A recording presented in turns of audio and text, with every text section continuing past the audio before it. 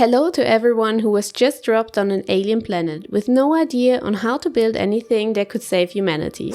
If you don't want to invest time in constructing a shortcut and user interface cheat sheet, the self-taught learning curve can be a bit steep.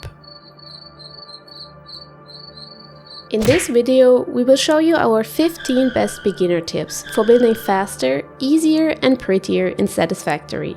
After this video, you will know the most important keybinds on PC, as well as some hacks to improve your efficiency when starting out.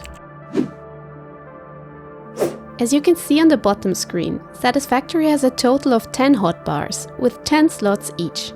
You can cycle through them by pressing the Alt key and scrolling your mouse wheel. When hovering over an object or blueprint, you can then assign it to the current hotbar slot by pressing any number key between 1 and 0. Tapping the E key lets you switch between different alternative versions of a building, including different heights of platforms.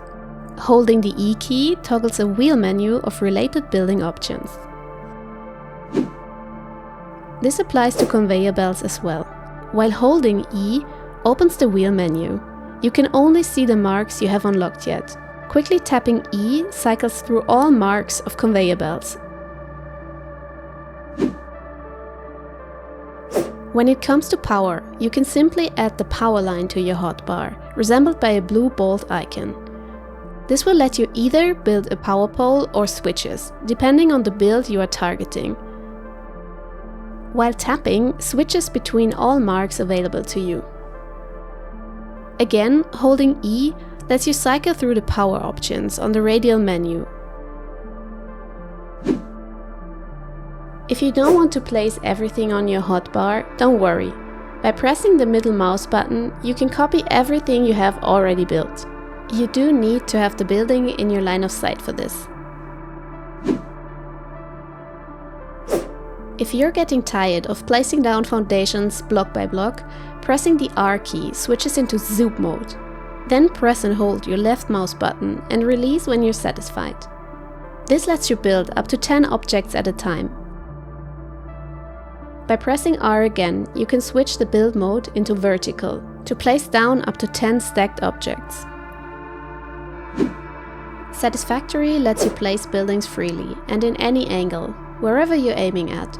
This can lead to mismatched positioning if you have already placed down some buildings close by and would later want to merge them together. Pressing Ctrl snaps the elements to the world grid. That way, your foundations and other buildings will always be aligned similarly. Vice versa, if you want to build creatively and feel like there are too many constraints when stacking objects, press Ctrl to enable a much smaller grid and smoother rotations. Sometimes you need to dismantle larger parts of your factory, and doing this one by one can get pretty tedious. Enter the dismantle menu by pressing F, then hold down left Ctrl to select multiple structures. If you only want to delete one specific kind of object in a larger build, for example 1 meter foundations only, press G to enable the dismantle filter. Now you can only target these filtered objects for deletion, but nothing else.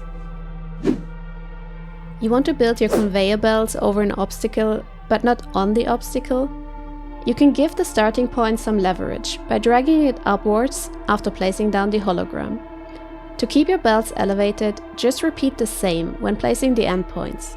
The same applies for pipes, and is especially crucial since even in Satisfactory, fluids can't climb a pipe uphill, except if you're using a pump. Speaking of uphill, after placing a pipe and setting its height, you can tilt it. Upwards and downwards are both valid options. Building parts that connect to other parts, like pipes, can be placed freely. If you press Ctrl, they snap to angles and upcoming structures. This is signaled by the bluish line within the structure. The same applies for conveyor belts and other structures.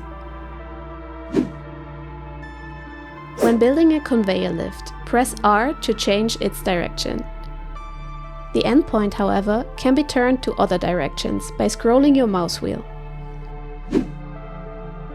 Do you love big fancy structures or blueprints, but struggle with keeping an overview? press the H key to lock the hologram in place. Then you can press the arrow keys in all 4 directions to move it around slightly until it's right on spot for you. Orange and grey buildings don't match your aesthetics? Although Fixit won't approve, you may change the colors at any time. There are 4 options: single color, finish, swatches, which are dual colors, and materials. You can place all on the hotbar and paint over structures. Hold down left mouse button to continuously paint. You can switch the default building material. To do so, just place the desired variants on your hotbar or copy them.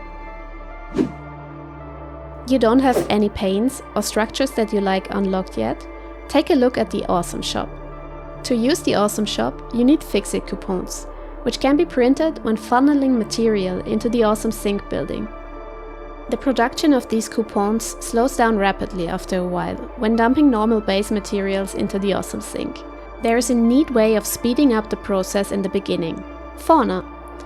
Convert remains of alien enemies, like those of hogs, into protein.